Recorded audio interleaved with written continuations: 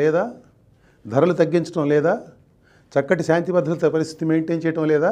Just asking. అలా అయితే అసలు మీ మేనిఫెస్టోలోనే ఏదో తేడా ఉన్నట్టు కాదు. పనికిరాని మేనిఫెస్టో ఒకటి తయారు చేసి మొత్తం అమలు చేసామంటే సరిపోతుందా? మీ పాలనలో ఏం ఉందో ఏమి లేదో, చెడు ఏం జరిగిందో మంచి ఏం జరిగిందో చెప్పాలంటే చాలా ఉంది. ఇట్లా చెప్పేది కాదు, ఇక్కడ చెప్పేది కాదు. దాని మీద 600 పేజీల పుస్తకం రాశాను, విధ్వంసం అని. చదువుకోండి. ఇక తీరికేగా మీకంతా. ఒక పక్క జనాన్ని నిందిస్తూనే మరో పక్క ఎక్కడో మోసం అన్యాయం జరిగింది కానీ ఆధారాలు ఇవ్వడం విచిత్రంగా ఉంది జగన్ రెడ్డి గారు.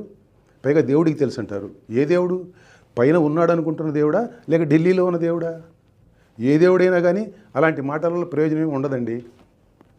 ఎవరేం చేసినా కానీ మీకున్న 40% ఓటు బ్యాంకును తగ్గించలేకపోయారన్నారు. నిజమే.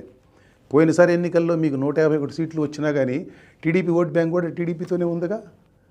మరి వారిని అంతా ఎగతాళి చేశారు ఎందుకు అప్పుడు మీరు? దేవుడు రాసిన స్క్రిప్ట్ అన్నారు.